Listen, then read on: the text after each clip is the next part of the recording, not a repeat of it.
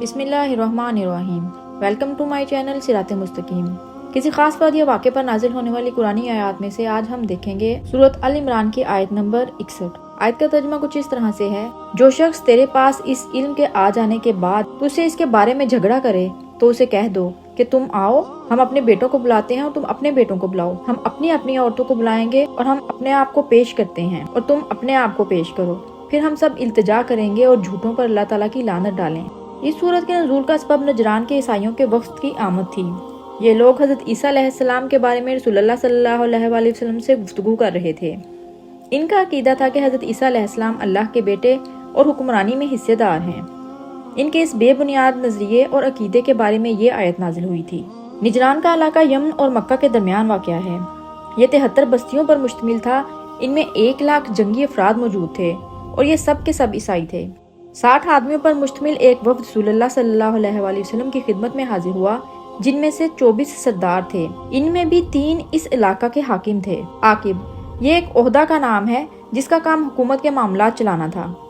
سعید اس عہدے کا آدمی سیاسی امور چلاتا تھا۔ اسقف یہ ایک روحانی عہدہ کا نام ہے۔ اس عہدے کا شخص تمام کلیساؤں کا انچارج ہوا کرتا تھا۔ اس وفد نے مدینہ منورہ آ کر رسول اللہ صلی اللہ علیہ وآلہ وسلم سے ملاقات کی۔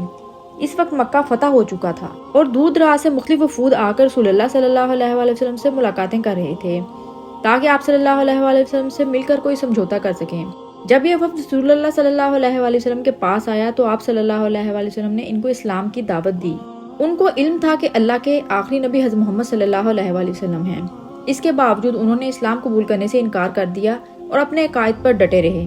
عیسائیوں کے بنیادی عقائد میں یہ بات شامل ہے کہ حضرت عیسیٰ علیہ السلام اللہ کے بیٹے ہیں اور دنیا کا نظام چلانے کے لیے 3 میں سے ایک ہیں۔ ان تینوں میں وہ شامل کرتے ہیں اللہ تعالیٰ، حضرت عیسیٰ علیہ السلام اور حضرت مریم علیہ السلام کو۔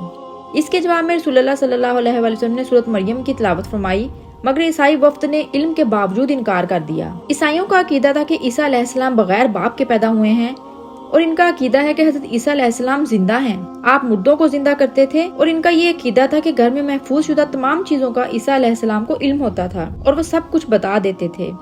لہٰذا عیسیٰ علیہ السلام اللہ کے بیٹے اور کاروبار حکومت میں اللہ کے شریک ہیں۔ رسول اللہ صلی اللہ علیہ وآلہ وسلم نے جب ان کے سامنے سورہ مریم کی تلاوت فرمائی، جس میں ان تمام معجزات کا ذکر ہے کہ یہ سب اللہ تعالیٰ کی طرف سے عطا کردہ ہیں، مگر وفد نے جانتے ہوئے آپ صلی اللہ علیہ وآلہ وسلم کی تمام باتوں سے انکار کر دیا۔ آخرکار آپ صلی اللہ علیہ وآلہ وسلم نے ان کو مباہلے کی دعوت دی۔ رسول اللہ صلی اللہ علیہ وآلہ وسلم نے سیدہ فاطمہ رضی اللہ تعالیٰ عنہا اور اپنے دونوں نواسے ساتھ لیے اور فرمایا کہ تم بھی اپنے بچوں کو اپنے ساتھ لے آؤ اور اللہ سے دعا کرتے ہیں کہ ہم میں جو بھی جھوٹا ہے اس پر اللہ تعالیٰ کی لعنت ہو۔ رسول اللہ صلی اللہ علیہ وآلہ وسلم کی یہ باتیں سن کر انہوں نے آپس میں مشورہ کیا کہ ہماری کتابوں میں لکھا ہے کہ ایک نبی آنے والے ہیں، کہیں ایسا نہ ہو کہ یہی وہ آخری نبی ہوں اور ہم مباہلہ کرنے کی وجہ سے سارے کے سارے تباہ و برباد ہو جائیں۔ اس وجہ سے انہوں نے مباہلہ کی دعوت کو قبول کرنے سے انکار کر دیا۔ اس کے بعد آنے والے وفد نے رسول اللہ صلی اللہ علیہ وآلہ وسلم کی شرائط کو قبول کر لیا اور رسول اللہ صلی اللہ علیہ وآلہ وسلم کی شرائط کو قبول کرنے کا فیصلہ کر لیا۔ رسول اللہ صلی اللہ علیہ وآلہ وسلم نے مندرجہ ذیل شرائط رکھی۔ نمبر 1، سال میں ایک بار جزیہ ادا کرنا ہوگا، جس کی تفصیل کچھ یوں ہے: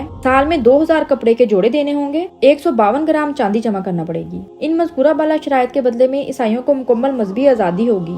رسول اللہ صلی اللہ علیہ وآلہ وسلم نے اس وفد کے ساتھ اپنے ایک صحابی حضرت ابو عبیدہ بن جراح رضی اللہ تعالیٰ عنہ کو جزیہ کی وصولی کے لیے روانہ کیا، لیکن وفد کے واپس پہنچتے ہی وہاں تیزی سے اسلام پھیلنا شروع ہو گیا، جس میں ان کے حاکم سعید اور عاقب بھی مسلمان ہو گئے۔ تھوڑے ہی عرصے کے بعد وہاں کی اکثریت مسلمانوں کی ہو گئی۔ مختصراً اس آیت کی نازل کرنے کی وجہ کچھ یوں ہوئی: جب نجران کا وفد نبی کریم صلی اللہ علیہ وآلہ وسلم کے پاس آیا تو اللہ تعالیٰ نے یہ آیات نازل فرمائیں۔ دین کی بات سن کر آگے پہنچانا صدقہ جاریہ ہے۔